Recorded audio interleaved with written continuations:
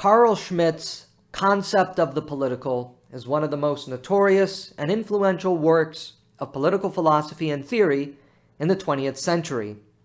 As we noted in our episode covering the basics of politics and the state, rooted in the friend-enemy distinction, even though we try to rid our world of politics and the friend-enemy distinction, human nature, which is tied to the friend-enemy distinction, always rears itself against those lofty ambitions. Within the concept of the political, Schmitt is also commenting on the nature of humanity.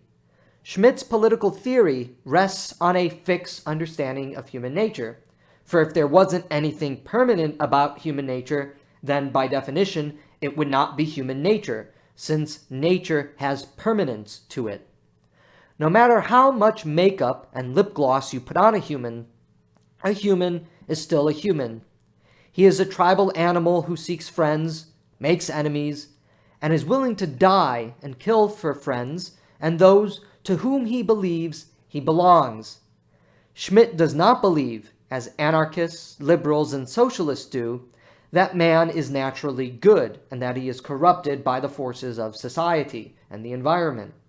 He scoffs at that notion when he writes, "A part of the theories and postulates which presuppose man to be good is liberal. Without being actually anarchist, they are polemically directed against the intervention of the state.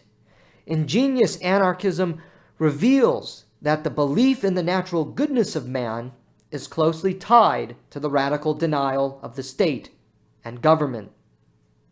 If man is naturally good," Schmitt goes on to say, "he doesn't need the state to organize an order for him. He can simply do that on his own." Anarchism, as Schmitt uses it, is not internet or Reddit anarchism. By anarchism, Schmitt is referring to any belief that places the primacy of organization and identity away from the state. Religion, therefore, is a form of anarchism, insofar that it opposes the primacy of organization and identity from the state. Civil libertarianism is a form of anarchism for the same reason. It places the primacy of organization and identity on the individual to choose for himself what his identity is and how his life is to be organized. Hell, even the family can be a form of anarchism insofar that your primary organization identity is to your family and not to the state. The most radical realization of anarchism is, of course, what we know to be true anarchism, that actual anarchism that Schmitt was alluding to, absolute individualism. But Schmitt uses the term anarchism as anything that is an alternative to the state's organizational and identitarian primacy. Because man is tribal and evil, i.e. prone to conflict as a result of his tribal identity, he needs order and organization. He finds that in the state. Part of the danger of modernity is in its radical denial of human nature.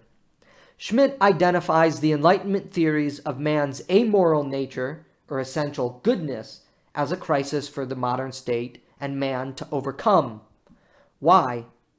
Following Machiavelli, if man is tribal and conflictual, it doesn't matter if we outlaw war or organize our societies along civil societal grounds, church, family, town clubs, the trade union, etc.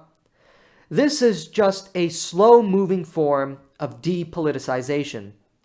Man grows weak as a result of this. He is unwilling to see his neighbor as his friend.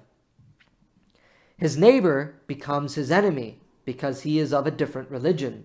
He comes from a different ethnicity, or was born outside of town and moved in from somewhere else. Or he is a business owner, while I am a member of the union. Because we see ourselves through our domestic affiliations before our state or Volk national identity first, we are unwilling to sacrifice for others. Moreover, rationalist theories of human nature depoliticize our thinking and thought process.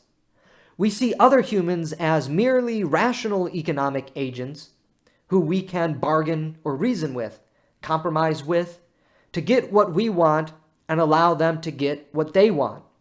It is a purely transactional theory of human nature. Alternatively, by seeing other people as just people and not having a primary identity that abrogates the problem of common humanity, we are dangerously exposed to human nature's vengeful hand. For instance, some people who we want to think are good and kind are still in fact intimately tribal. They view us as the enemy, irrespective of how we view them. Only a weak people, Schmitt says, will disappear. Weak people are those who have been depoliticized from the essential political nature of humanity. Depoliticization sets in, again, for several reasons. A vibrant civil society that has inculcated a sense of civil identity before state or national identity, belief in the goodness of human nature, and the refusal to allow oneself to be organized by the state and have a primary identity tethered to that state. After all, Schmitt wrote, the state is the specific entity of a people. There is no such thing as a multicultural state, in other words. Furthermore, weak people allow themselves to be subjugated or disappeared, killed, by those who are still in touch with human nature and its political spirit, rooted in that friend-enemy distinction. While we may like to fancy ourselves the most progressive and the most tolerant people, we are intuitively aware of the crisis that Schmitt is getting at. Some people have an enthusiastic tribal or state identity. Ignore human nature and reality all you want. That doesn't make the fantasy any more real. It just makes you a fool. A dangerous fool at that, because your naivete puts us all in danger. As Schmitt writes, it would be ludicrous to believe that a defenseless people has nothing but friends, and it would be a deranged calculation to suppose that the enemy could perhaps be touched by the absence of resistance. In other words, human nature isn't going to suddenly take pity or compassion on you just because you're willing to surrender everything and not fight back. The enemy will take full advantage of the situation, irrespective of whether you're begging for mercy or crying for forgiveness. We moan and complain about backwardness, savagery, or fanaticism, when in reality we are the weaker tribe, having shed our primary human nature, suppressing it, and having accepted the myths of rationalist and Enlightenment thinking. The greatest culprit of our demise, Schmitt goes on to argue, is liberalism, for it is the liberal theory of politics and man that everything is about compromise, that man is a rational economic agent and a consumer, and that we are all the same, that makes us extremely weak to the realities of human nature. As the poison of economic and societal liberalism takes hold in a people, those people become very prone to being overwhelmed by other groups, other tribes, the enemy, who is still moved by the spirit of the friend-enemy distinction.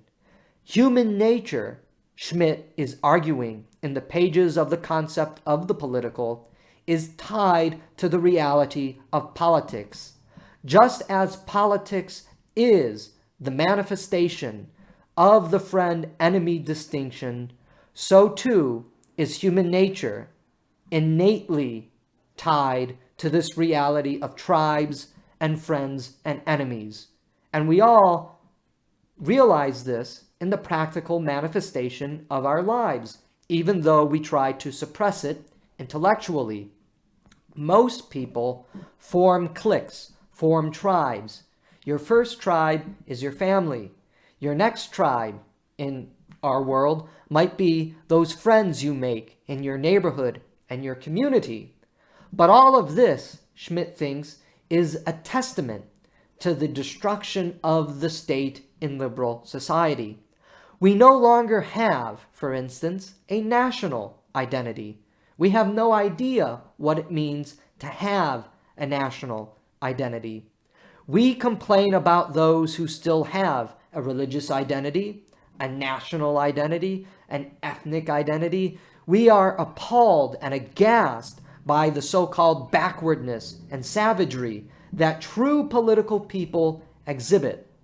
Schmitt turns that idea on its head. We are actually the ones who are backward in thinking that those who have an innate political identity as a result of their human nature rooted in the friend-enemy distinction are backward.